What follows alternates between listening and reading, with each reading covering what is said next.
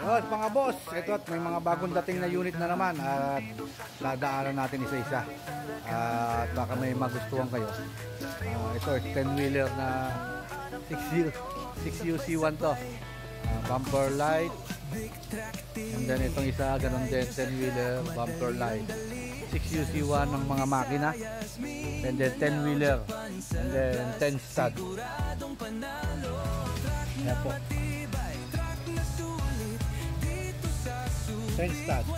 Ang size ng gulong niya is ito po, 275 by 80 to 2.5. Po with AdBlue, mga new arrival, may nakasakay pa na mixer sa loob ng dump truck.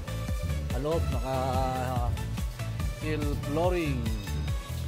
Then ikot-ikot tayo rito, maraming bagong dating dito. Ito naman mga Giga na Isuzu,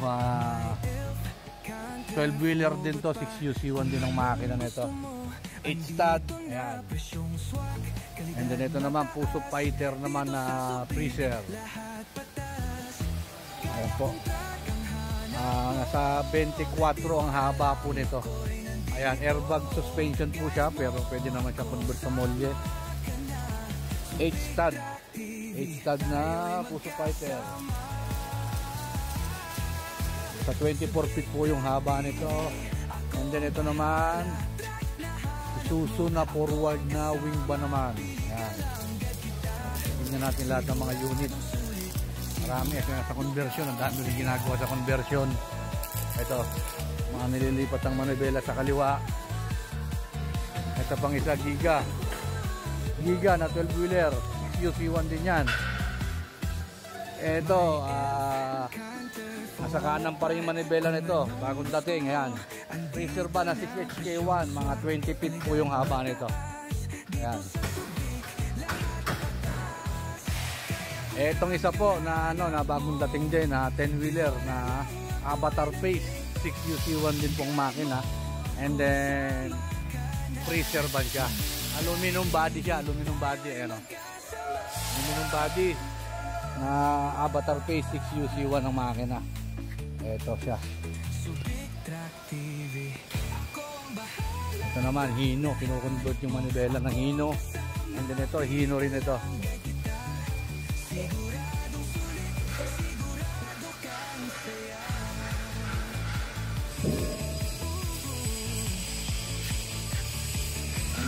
Itong isa, super great siya na 10-wheeler. Ayan, 10-wheeler na super great.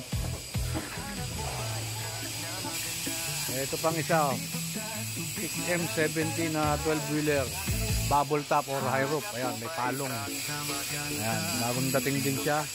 And then naka-alcohol yung mag. Ayan.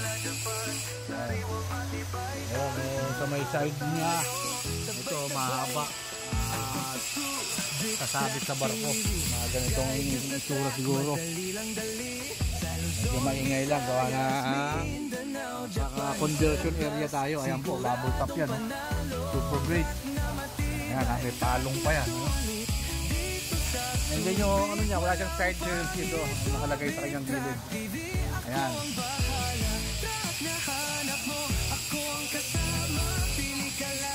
Yun.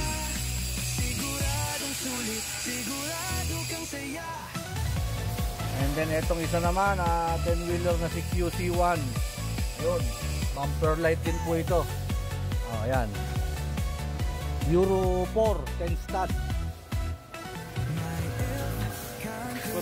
Ay, yun, mabuting na tayo mabangga. Ayan, 10-wheeler. And then etong isa pa, at yung arrival din, nasa kanan pa yung manibela, bumper light din ito. Ito, maraming chrome sa mukha ito, loaded chrome. And then stainless yung kanyang lahat ng bisagra. And then naka-alcoa rin yung mags niya. Ayan. Marami, ikot-ikot tayo, mabilis ang video lang tayo para makita nyo yung mga new arrival. Maraming new arrival ngayon na dumating. And then itong isa naman, 12-wheeler na 6M70. Ayan, bubble top din, or tinatawag natin na high roof. New arrival din po yan, 6M70, 12-wheeler.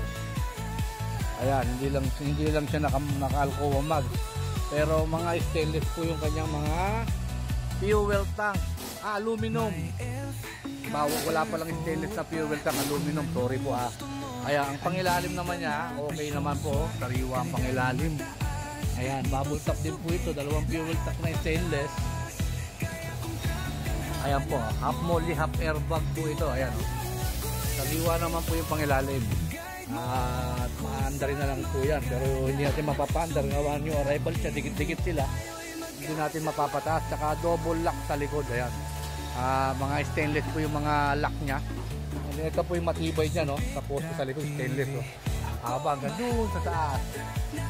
Ayan, ganda nito ito itong 12-wheeler na 6M70 na ito.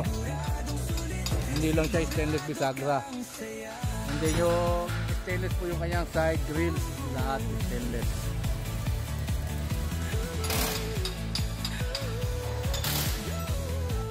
Alright, dito naman tayo. Ito 10-wheeler pero mga low profile lang, original molly. Itong isa na ito, itong green na Isuzu Gigamax. Ayan, low profile lang yung gulong, malilitong gulong, pang 12-wheeler ang gulong. And then ito, kita nyo naman, may mga karga pa sa loob yan, mga new arrival, mga freezer ba yung karga nya. Ito isa 12-wheeler naman din ito.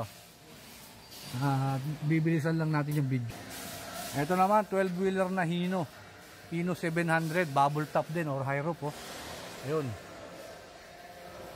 E13C ang makina nito. And then 8 stud lang siya, 12-wheeler naman tong Hino na to. 12-wheeler ang Hino.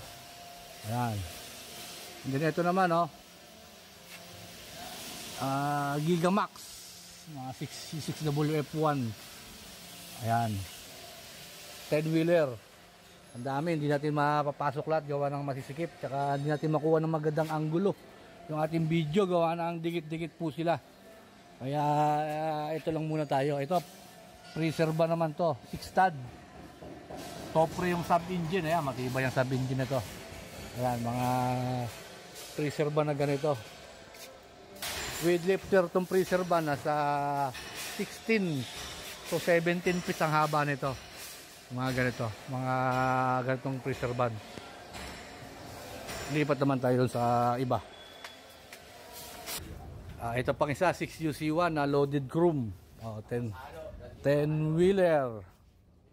Ayun, may mga karga pang mga rep van sa loob. Kita nyo naman, dikit-dikit, hindi tayo makakuha ng magandang anggulo. Ito naman isa, 6UC1 din to, semi new face. Ayun, 10-wheeler, 8 stud naman ito.